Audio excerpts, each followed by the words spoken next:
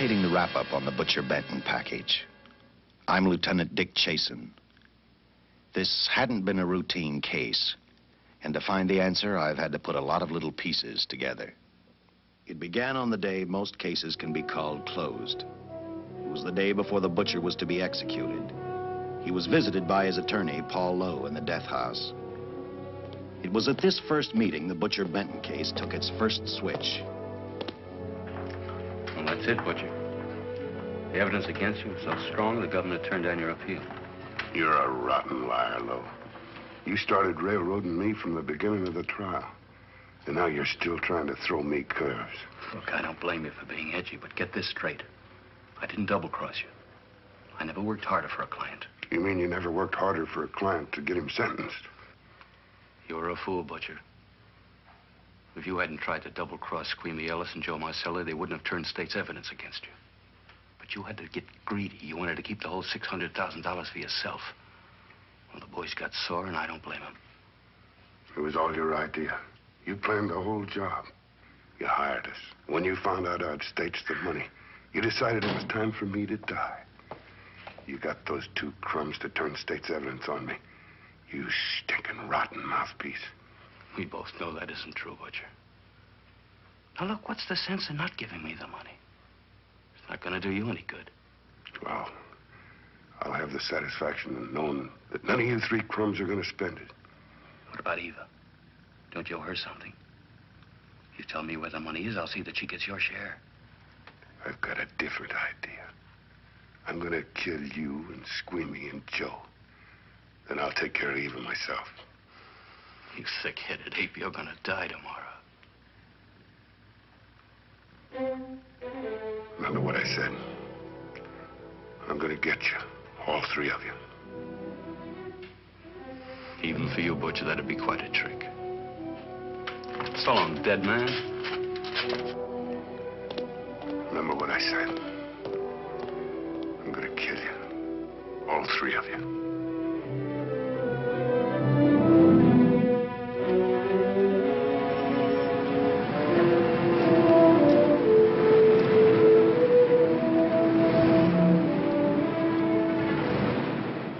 Back in Los Angeles, two men sat in a bar room listening to a newscaster tell his headline story. He played up big the butcher's threat to kill Paul Lowe, Squeamy Ellis, and Joe Marcelli for their having turned state's evidence against him. Squeamy Ellis didn't seem happy over the butcher's threat. Neither did Joe Marcelli. But they had figured, once a dead man, always a dead man. But this was one time everyone was in for a surprise, including the entire police department.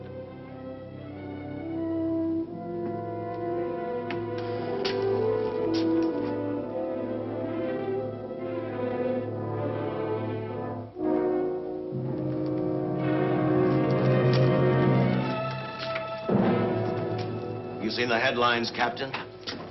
Teletype just came in from San Francisco. Butcher's execution is set for 5 o'clock this afternoon. And like the newspapers say, he still refuses to talk about that stolen money. Well, I still have hopes of coming up with something. That's what I dropped by for, Dick. With Butcher's execution, the department's marking it case closed. That means you'll be reassigned. I've spent a whole year trying to break this case. As far as I'm concerned, Butcher's death is just the beginning. Of course, I can't prove it, but I think that Paul Lowe was the top man. And even though I have to keep working on it while off duty, I'm going to get Lowe, Squeamy Ellis, and Joe Marcelli. Okay, Lieutenant. Officially, I've taken you off of the case. Unofficially, I wish you luck. Do me a favor. Keep me posted. Will do. Thanks, John. I headed for Eva Martin. She worked in a local burlesque house. I'm a cop, and my job is to ask questions and get answers. So I decided I might as well start again with her.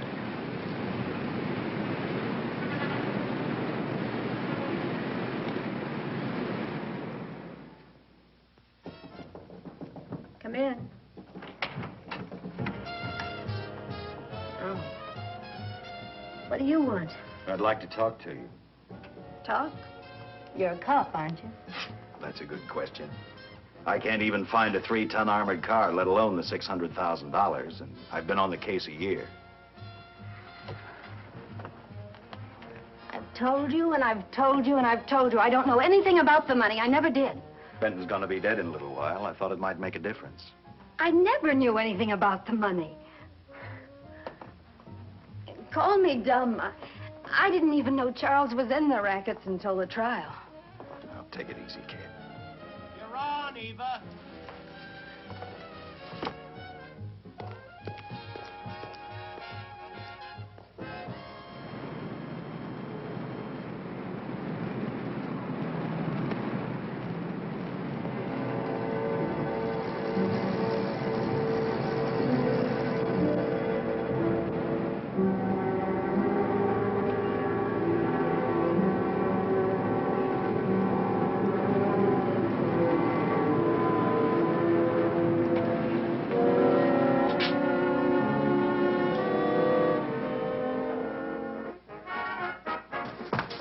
Honey, here's your wrap.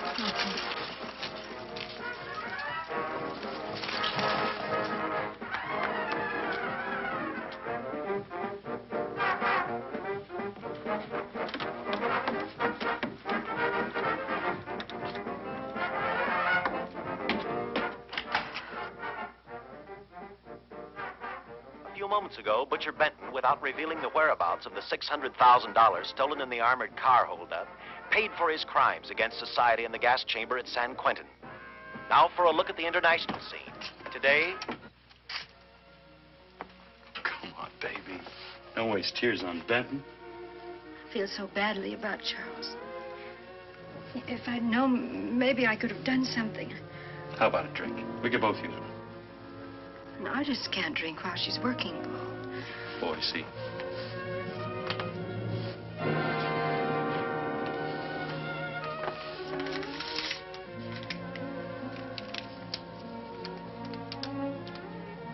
What's that? Well, now what's the matter? It's a message from Charles. He told me to open it if he died. Finale, Eva. All right. How about a steak after the show? No, thanks. Not tonight, Paul.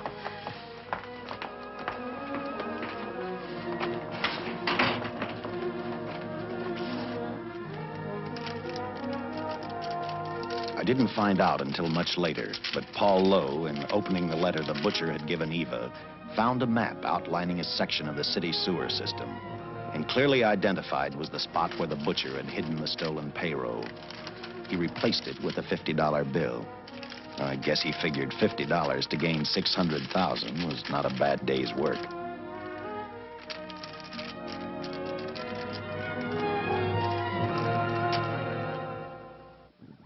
And a few hundred miles away in San Francisco, the case took another switch, which turned the next 72 hours into one long, hideous nightmare. Dr. Bradshaw, a distinguished biochemist, was making preparations for a final experiment which he hoped would lead the way to a cure for cancer. He'd been successful with laboratory animals. The last step called for a human body. And Dr. Bradshaw's assistant quickly made a deal with a local mortuary and returned to the laboratory with the dead body of Butcher Benton.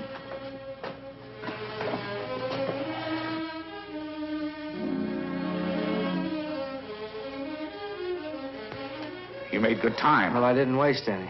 Any trouble? No, I just handed the money over and moved the body into your station wagon. That was that. Good. Get a syringe.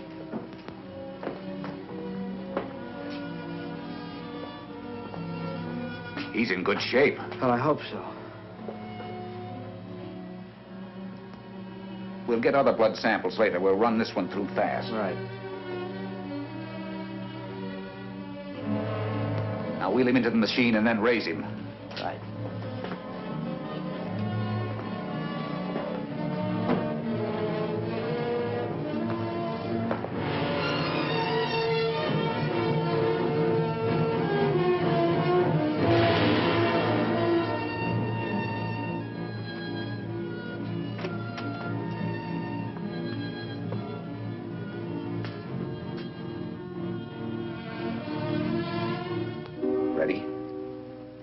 going to give him 287,000 volts? Yes, yes.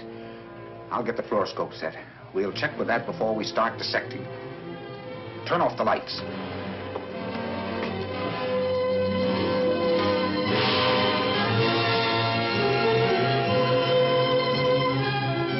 There you are, old boy. If you respond properly and my theory is sound, you'll be more famous dead than alive. Throw the switch.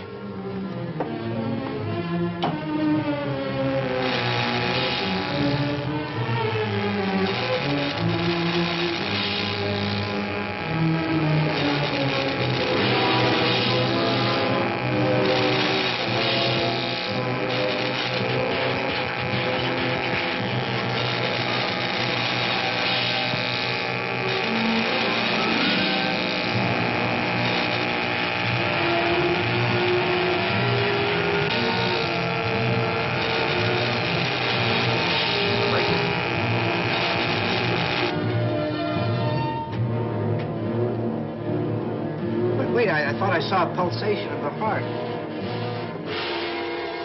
You're right. Dr. Bradshaw is beginning to breathe. You've brought this man back to life. No. The heart muscle has simply responded to a terrific electrical shock, that's all. Yes, but it does prove that the cells still function. Dr. Bradshaw, he is alive. A shock reaction, it can't last. His cells are multiplying now, if your theory is right. We could keep that reaction going longer. But it's worth a try. Get the body out.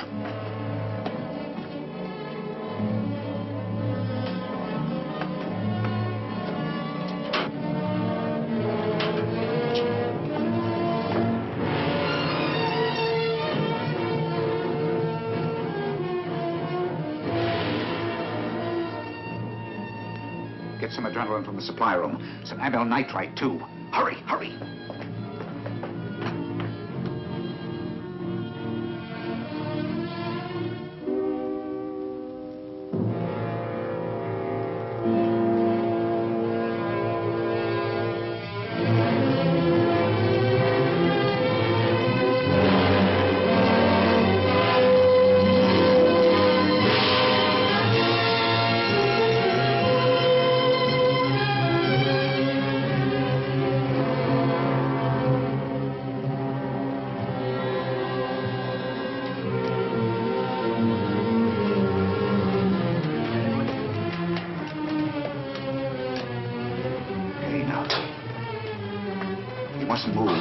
Your heart can't stand the strain. Now, you must lie still. Please, please. Easy now. Easy. Easy. You must lie. Easy. Please. Oh!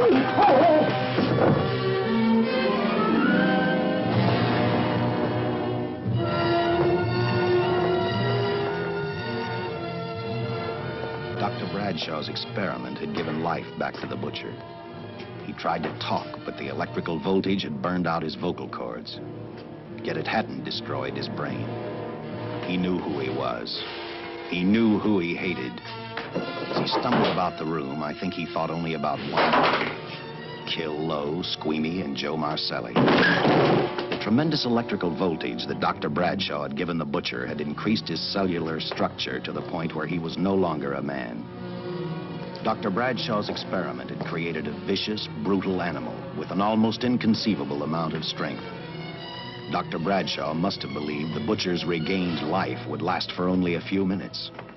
Therefore, instead of calling for help, the doctor decided to handle his creation alone.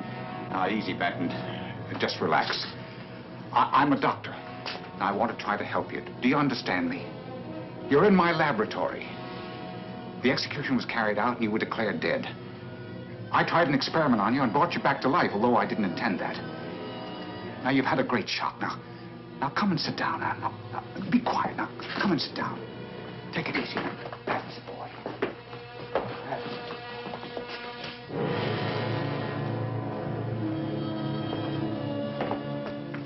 Careful. His reactions are violent.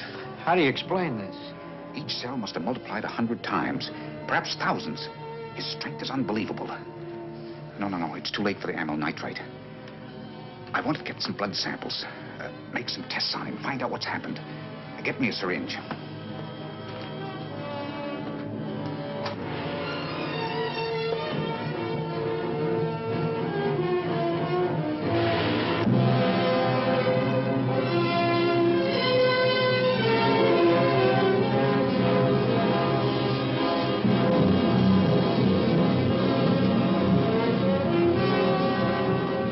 Why won't the needle penetrate the skin? Tissue must be nearly a solid mass of cells. How are we going to get the blood sample? Surgically, perhaps.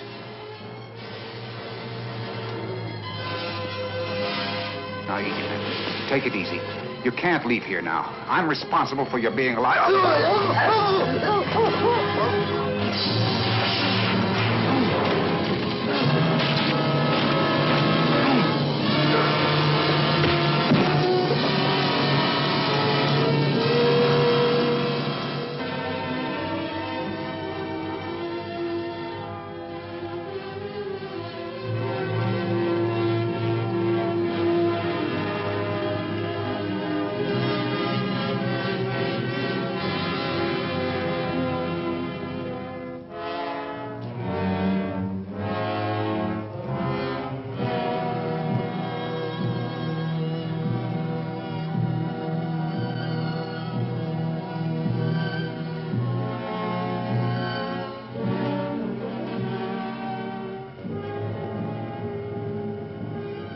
Towards the end of this case, Captain Lauder and I found out the doctor and his assistant had been murdered.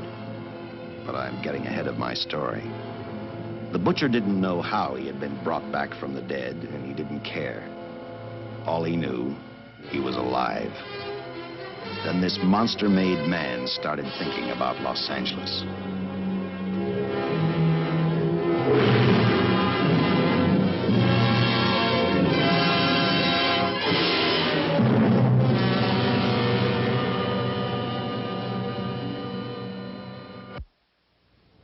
On that very night back in Los Angeles, I decided to stop playing detective for a little while. I went to the burlesque house to ask Eva to have dinner with me. After all, the butcher was dead, and if I got lucky, sooner or later, I figured Paul Lowe would lead me to the stolen payroll. In a way, that possibility made me even feel better. It's not fair to watch the show from backstage. Next time, I'll pay admission. I take it by that remark you like my routine. Yeah, you're pretty good. What I can't figure out, though, is why you stay in a place like this. It shouldn't be hard for someone like you to get a job in a class spot. If you weren't a detective, I'd be willing to bet with a line like that your next remark would be, how about dinner?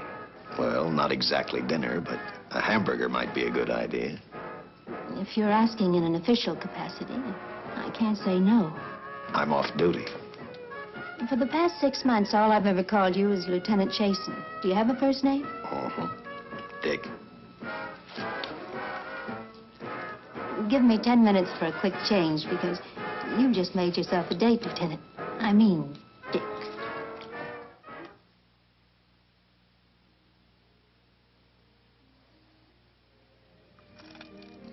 Know something, Dick? I haven't had hamburger in the front seat of an automobile with a guy in a lot of years. Well, from now on, we'll do it more often.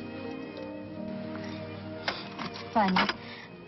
I always figured a policeman wasn't really a human being. I mean, unless he was arresting someone or trying to solve a case, he was unhappy.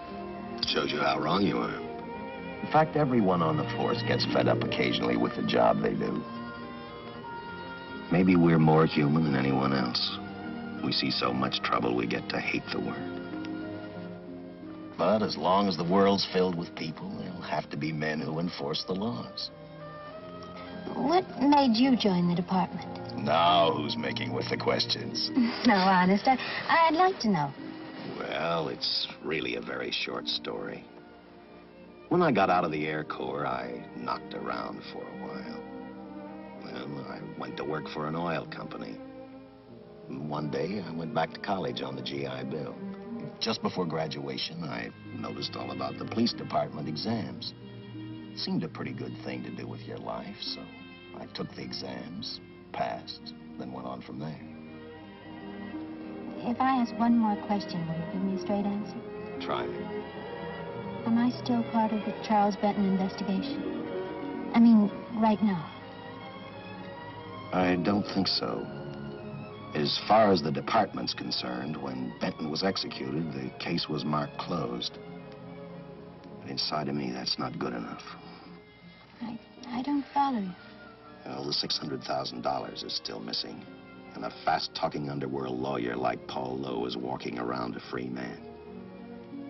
Someday, no matter how long it takes, I'll get him and the money. Until I do, the Benton case for me is not closed. I give you my word, Dick. Charles Benton never told me anything about the money. Oh, I've been sure of that for a long time.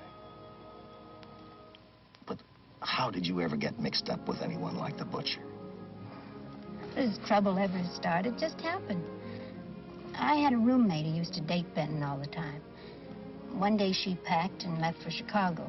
Benton carried a torch for her, and he used my shoulder to cry on. First thing I knew, we were having dinner together, and a few weeks later, I was labeled by the police as this #1 suspect and Benton's girl. But it was never like that. I made only one mistake. I felt sorry for him. You mean, until he was arrested for the robbery and the killing, you had no idea how he earned a living? I know this is going to sound crazy, but I only went out with Benton a couple of times. And all we ever talked about was Madge, my old roommate. The last time I saw him, he tried to get too friendly, and that's when I told him he had the wrong girl. But like I said, I'd already made my mistake. What about the burlesque house? How do you two fit together? You sound like a lot of other people. I left a small town a couple of years ago because I won a beauty contest, and the first prize was a screen test. Da, da, da, da. After which, nothing happened? That's right. Only, it was pretty rough. And then one day I read an ad about girls wanted for a burlesque show. I auditioned and I got the job. You know something? It's like any other job. If you're looking for trouble, you can find it even in a schoolroom. Well, when the screen test didn't work out, though, why didn't you go on home?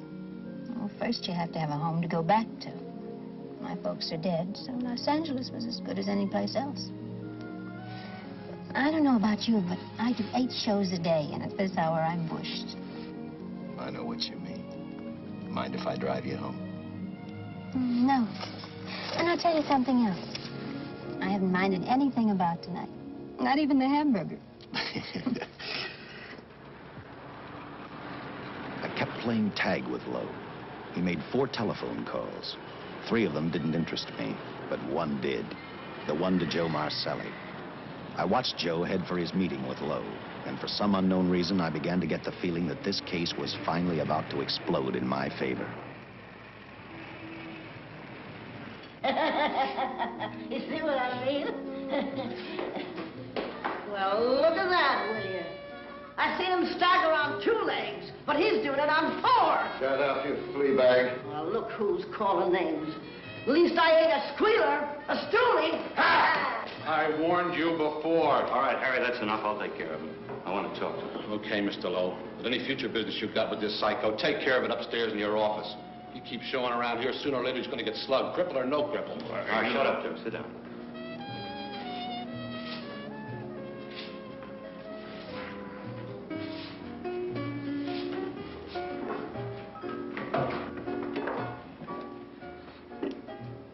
I need a shot, bad. You'll get one after I talk to you. You sober enough to understand? Yeah, I run out of dough. No wonder. Look at you. You used to be the best torch man in town. Now, I don't think you could crack a safe if you knew the combination. No jobs. Nobody wants me since I turned states on Benton. That's your doing. You talked me into it. All right, quit crying. I got a job for you. If you can stay off that stuff long enough. You know I can if I've got a job. How much? What is it? There's $2 grand in it for you. Where? Right near where he pulled the job. Interested? $2 grand ain't much out of 600,000. There'll be other expenses. Besides, that money's plenty of it. Now, you want it, or do I get another boy? I'll do it. How soon do you want me to go to work? Set it up for tomorrow night. Call me before noon. I'm going to the races. 1. That's all. The job's over.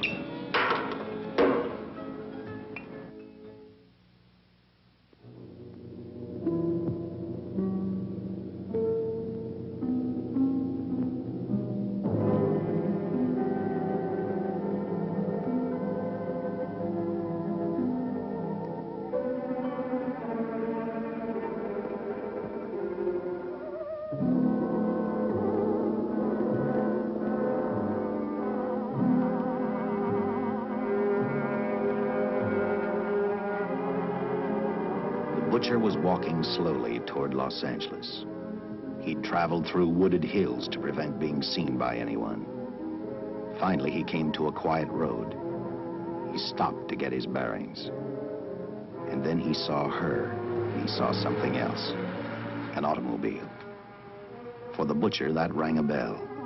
With a car, he knew by the next afternoon he'd be in Los Angeles in plenty of time to catch up with the 3 men who had double-crossed him.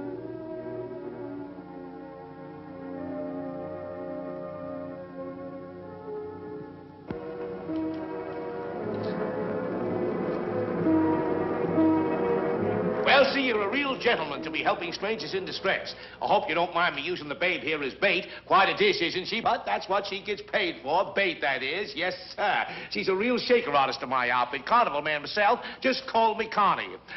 Yeah. Well, friend, we're in a little bit of difficulty here. Got a flat tire, brand new car, no tools in the back. Why, some of these dealers make my carnival grifters look like babes in the woods.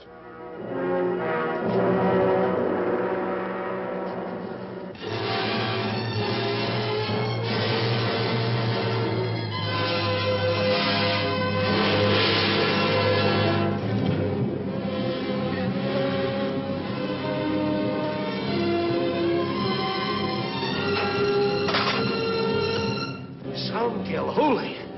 Say, who you with, friend? Let it down. Let it down. No matter who you with, friend, believe me, I can do better for both of us. I'll make a fortune for the both of us.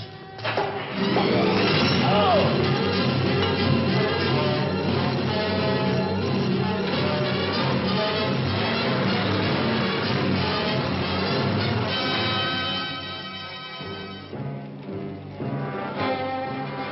An hour later, the San Francisco Police Department sent out an APB.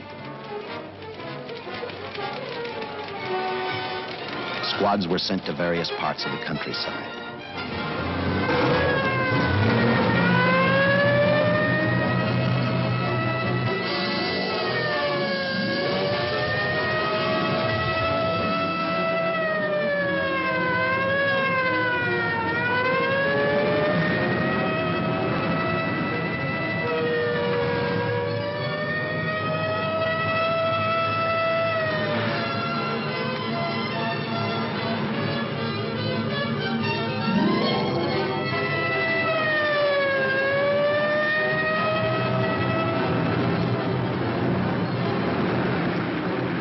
Roadblocks were thrown up to catch the cold-blooded killer the hysterical girl had described. Each squad kept reporting back to Central Headquarters, and each of their stories was the same. So far, none of them had spotted the car the killer was driving. Orders were given to shoot to kill, because from the girls' further accounts, they realized they were dealing with a maniac.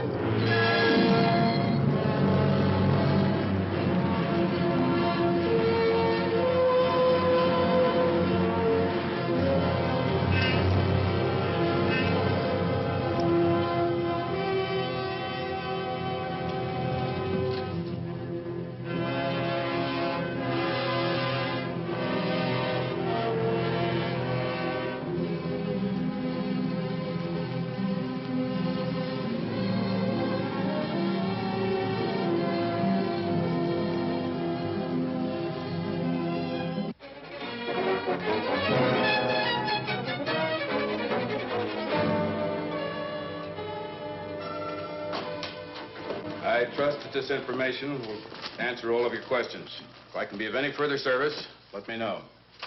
Sincerely, J.I. Louder, Captain Police, L.A. Here's another all points from CHP, Captain.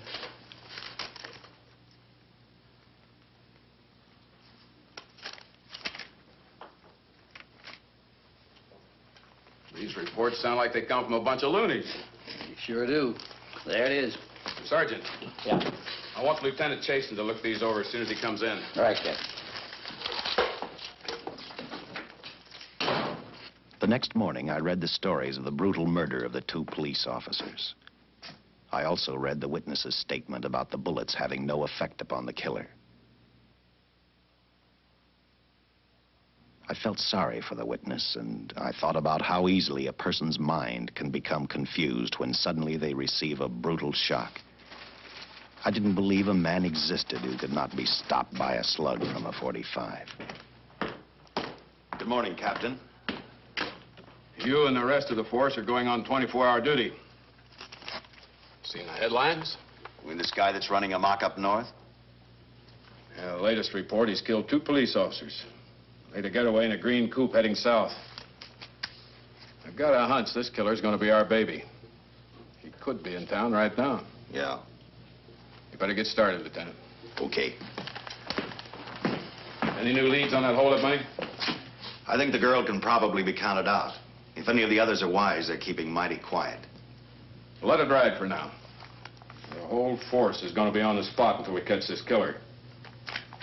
Newspapers will have a field day.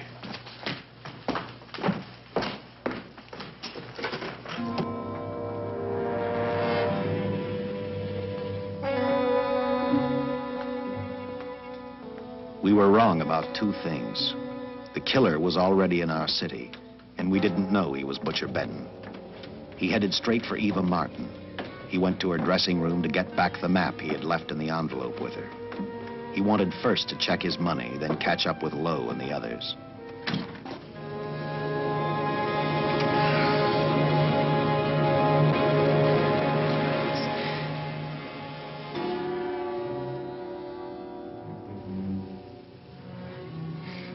Can't be.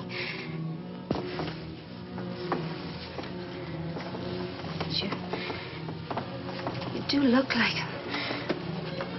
Only different somehow.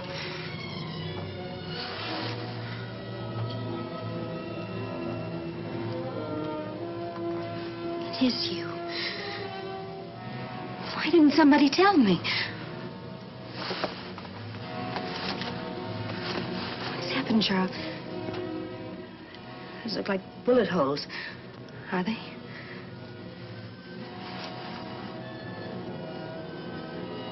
There isn't even a mark.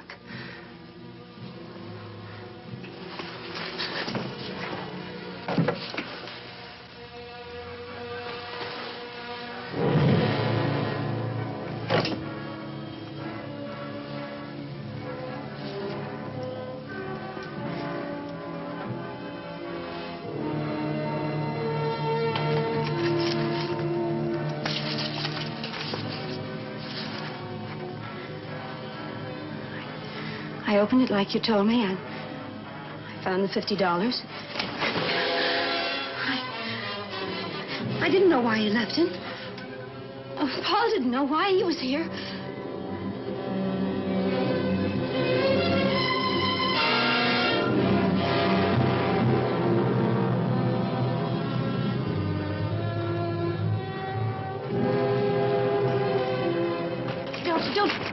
Don't say crazy.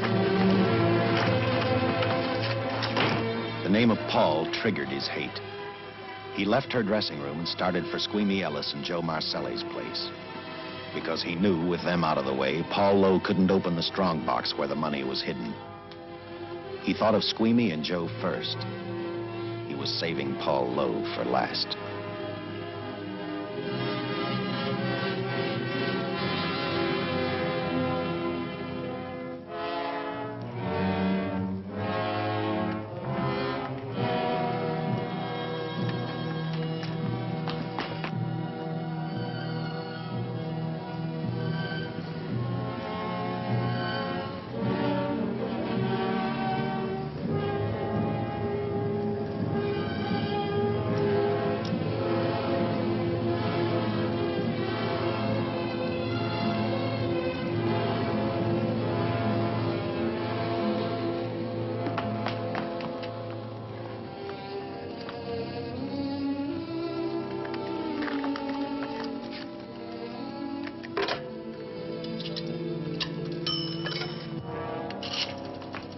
Hey, Eva, can I borrow your eyebrow pencil?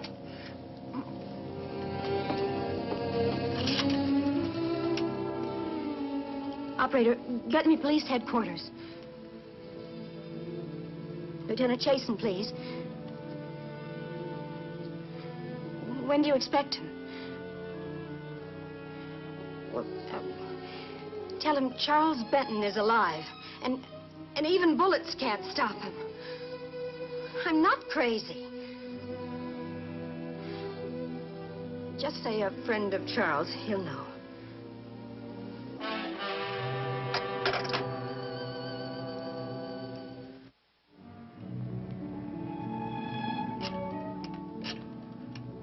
After leaving a message for me, Eva telephoned Squeamy Ellis. She tried to tell him the butcher was alive and on his way over to kill him. Squeamy didn't believe her, and in a way you couldn't blame him. Who in their right mind would believe a man had returned from the dead? What Squeamy actually believed was that the butcher, before his execution, had hired a killer to carry out his threat.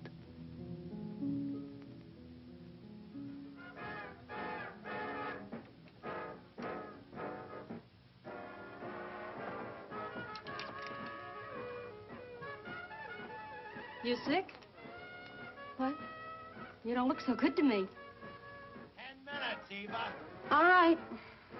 Say, Eva, I could take over the matinee trick for you. What? It's easy. Look, Eva, I can do it. Scub-up-de-doo-doo-doo. Oh, Francine, I just thought of something. Yeah? Eva agreed to let Francine do the show. She hoped she'd be able to interrupt the butcher before he arrived at Squeamy's hotel. Or, failing that, at least be able to warn him to stay out of sight. You wanted me, Captain? Yeah, I just had a rundown on those fingerprints of the stolen car up north. We got nothing on the driver who was killed or the woman with him. Take a good look at these. There's something funny about these. Yeah. And the boys in the lab can't figure it out either. Those are the killers. They were found on the steering wheel. Looked like they'd been stamped in with a steel die. They sure do. These are Butcher Benton's. What? Well, they look the same to me. How do the lab boys explain that? They don't. Their best guess is a twin brother. An identical twin could have the same pattern of whorls with only slight variations. Ever hear of the butcher having a twin brother? No. Even if he did, it wouldn't explain these freak prints. You didn't pick up your message, Lieutenant. Some wacky dame calls you. And she says Charles Benton is alive, and bullets won't stop him. If we buy the twin theory... Who was she? Where'd she see him? Well, she wouldn't leave her name. Sounded kind of hysterical to me. Said she was a friend of the butcher's. Eva Martin. Get over at the Follies and see what that girl knows. Yeah. Some guys have all the luck. I never drew an assignment to the Follies.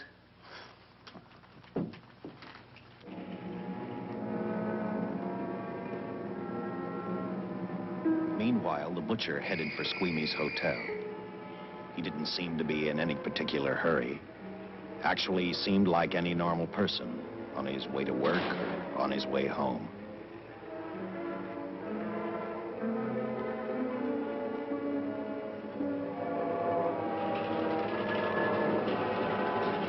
He rode up Angel's Flight, arrived at the top, scanned the hotel building, and then noticed the only exit from Squeamy's apartment, a fire escape.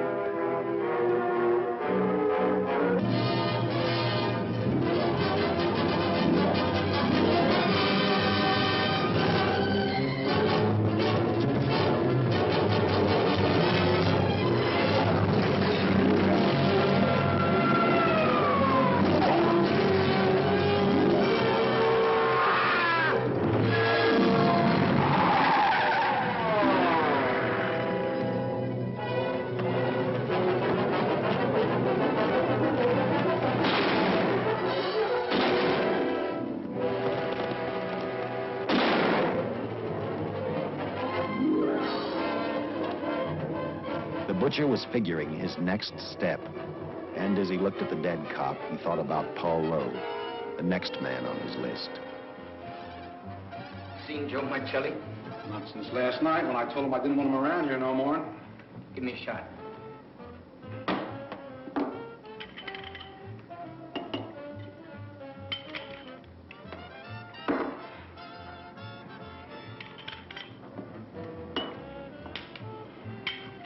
Look, I need help. Just found out that Benton's hired a killer to get me. He's after Joe, too. Well, then drink up and get out. I don't want no trouble around my place. You're a real pal. Drink up and get out, I said.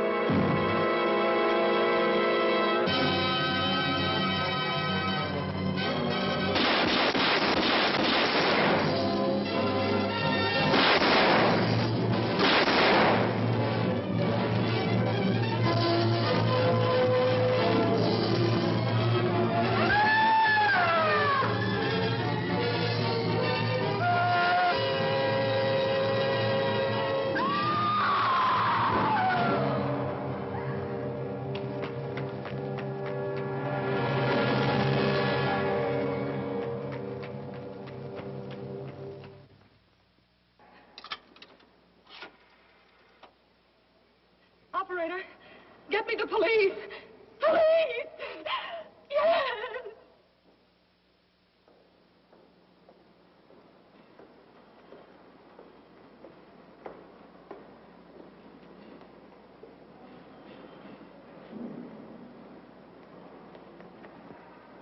What's happened? A guy named Squeamy got thrown from the 5th floor. He's deader than a mackerel. Customer of mine. You mean Squeamy Ellis? Yeah, that's it. Just Squeamy. No one else was killed. Ain't one enough?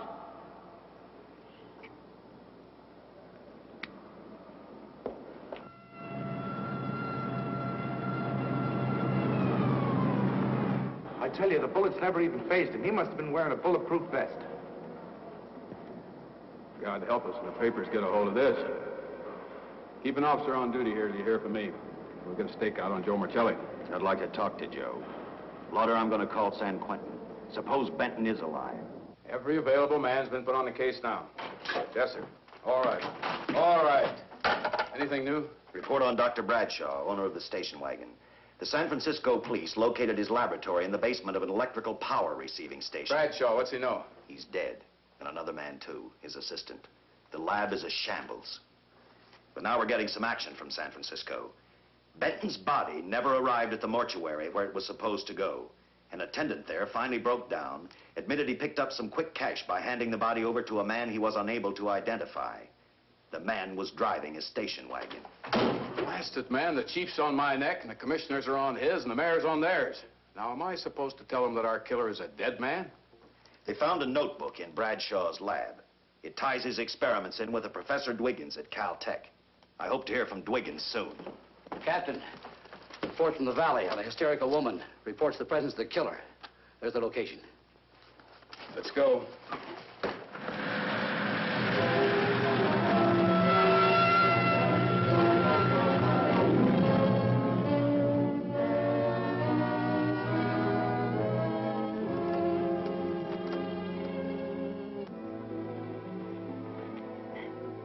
You and your boyfriend had a little fight, and he got out of the car to take a walk.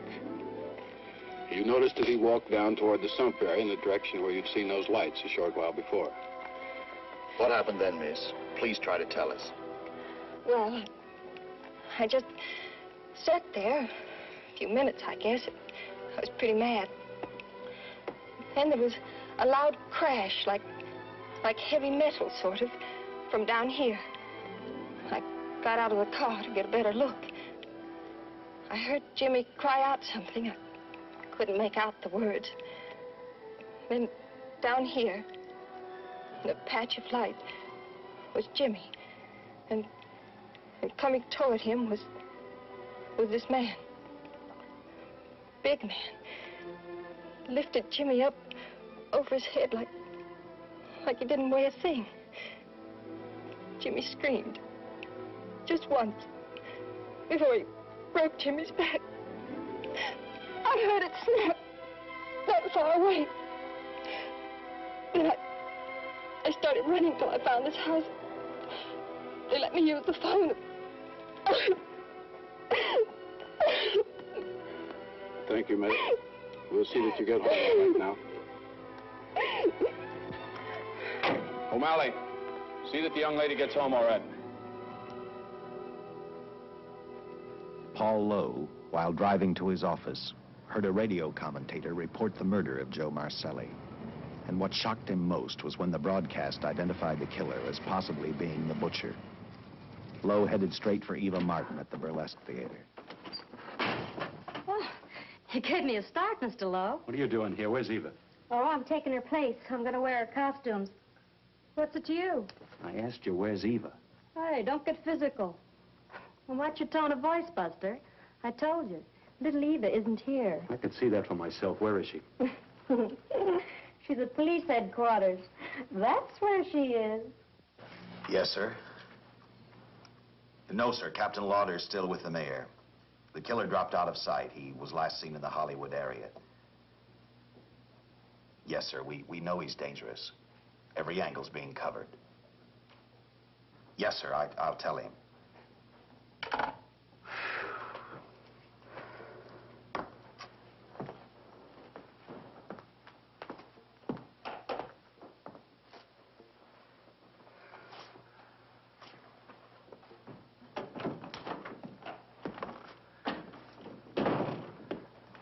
Here, see how these fit.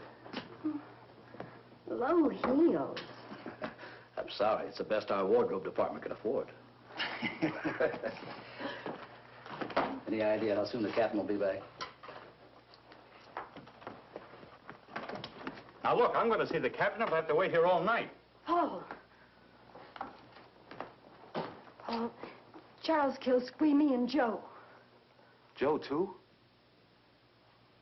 Benton? He's alive. I saw him, but nobody will believe me. I'm checking it. My guess is whoever killed them is on the trail of the money, Lowe. Now, maybe you better start talking if you know anything about it.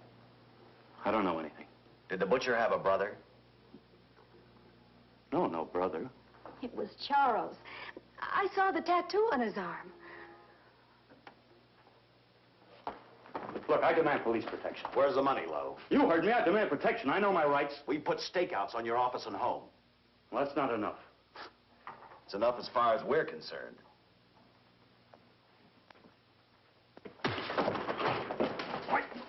Now you gonna book me, Sergeant? Then throw away the key.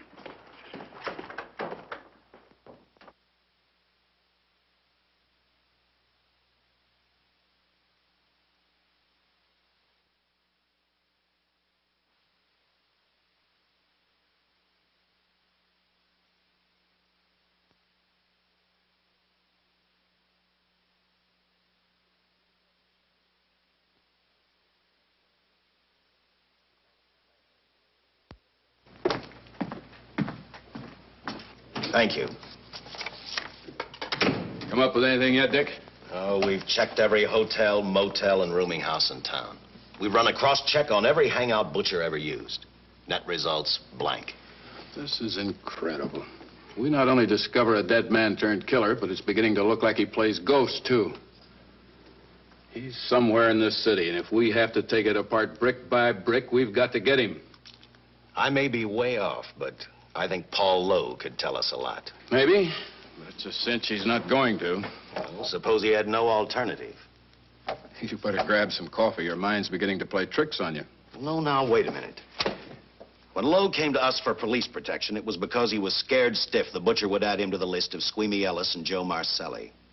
Go on. It figures, too. When he slugged the sergeant, he knew we'd book him right away. Oh, this Lowe's a pretty cute character. But we can play the same game. You mean we'll threaten to release him? Well, not exactly. You tell him you realize that he was excited, that throwing the punch was accidental. Tell him we're not going to make a charge, that he's completely released. Lieutenant, you know we can't do that. Lowell made his first mistake when he hit the sergeant, and that'll get him a year. As far as the department's concerned, at least it's a small victory. If my hunch is right, Lowe won't want to be on the streets with the Butcher looking for him. And he may talk, and talk a lot. Enough maybe for us to get rid of him permanently. Even lead us to the Butcher. If he's frightened enough, that might work. But if it doesn't... No, Dick, I'm not going to release him. I want him out of my way so bad I can taste it, but not bad enough to be responsible for getting him killed. The good thing about that, Captain, is the fact we know it, but Lowe doesn't. Let's give it a try. All right, Lowe. Come on out. I think you'll find everything in there. You're free to go, Mr. Lowell. Wait a minute. Who do you think you're kidding? You arrested me for assaulting an officer. Court, I'll plead guilty. With luck, I might get off with 6 months. For a lawyer, you're forgetting a very important point. If no charge is made, there's no trial. It was a tough day for everyone. We figured your nerves were on edge, and when you threw the punch, you didn't know what you were doing. I've squared everything with the sergeant. It's all over, all forgotten. Yeah? Why'd you bring a stenographer? Simply because I wanted a record of our conversation at the time of your release. Okay, Lowe, let's go. Oh, wait a minute. Once out on those streets and I'm a dead man. You let me go, you'll be responsible for murder. Oh, come off it, Lowe. You're imagining things. You know the Butcher threatened to kill me. You set me free, he'll do it. Well, that's just a risk we'll have to take. But the way I look at it, Mr. Lowell, you'll be okay. Look, Captain, I'll make a deal with you. You keep me here, and I'll tell you how to recover the money. Maybe even catch the Butcher. No deals, Lowell. You'd probably tell us anything just to stall for time. Come on, let's get out of here. Now, wait a minute. All right. I'll tell you the truth. Start taking this down. I, Paul Lowe, hired Butcher Benton, Squeamy Ellis, and Joe Marcelli to pull off the armored car holdup. And then Lowe continued with his confession. He told us about finding the map. He showed us the exact location of where the Butcher had hidden the stolen payroll. And he gave us a most important answer. The explanation as to how the Butcher was able to elude detection. His means of escape was the sewer system beneath our city.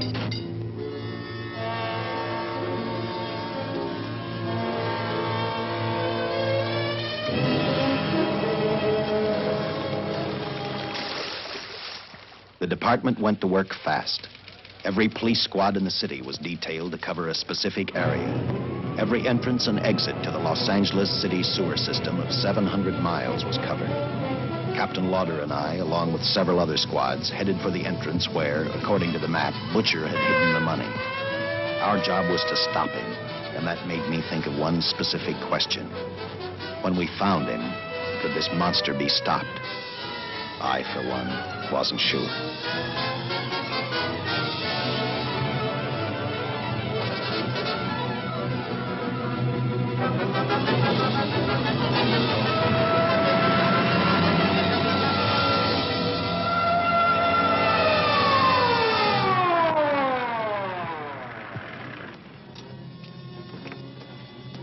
Everything all set, Lieutenant?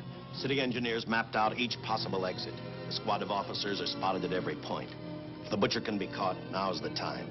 Well, after I talked to Caltech, I called on the fire department for a little help. The professors thought a flamethrower might stop him. Flamethrower? I suppose their boys have had a chance to join our squads by now. I see we have one with us here. Have you thought about what'll happen if this doesn't work? No. I've been praying too hard that it will work.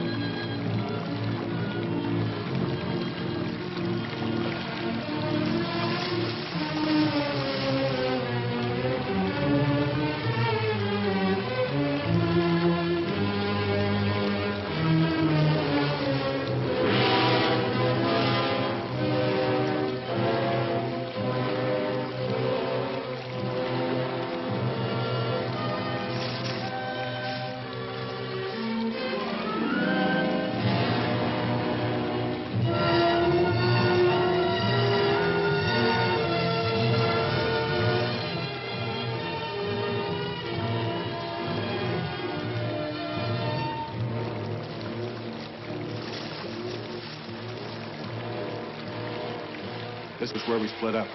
I'll go straight ahead.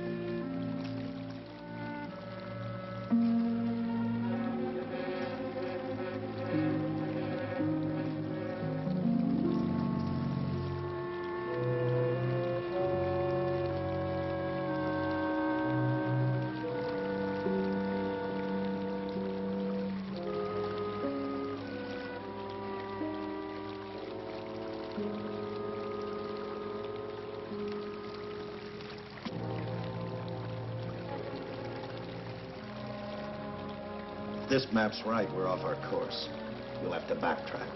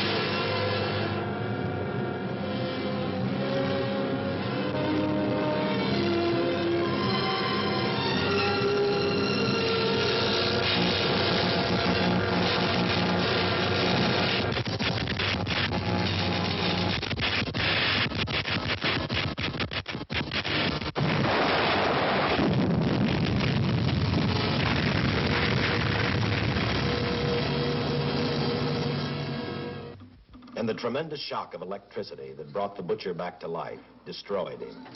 The $600,000 stolen in the armored truck robbery has been recovered. Case closed. Well, here are the scientist's comments for your records. I had to fill in a few spots with my own guesses, but I guess that's about the size of it. Did you get any sleep? Oh, some. Not much. How's the girl today? Well, I called the hospital about an hour ago. She'd gone. Gone? Where? Well, she told them she was a working girl and that she'd been away from the job too long already. Quite a girl. Yeah. Say, how about that time off I've got coming? 48 hours, beginning right now. Get some rest, Dick.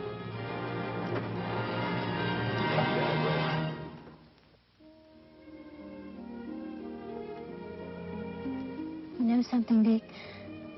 The past 72 hours seem like a bad dream. That rest in the hospital today really gave me a new lease on life.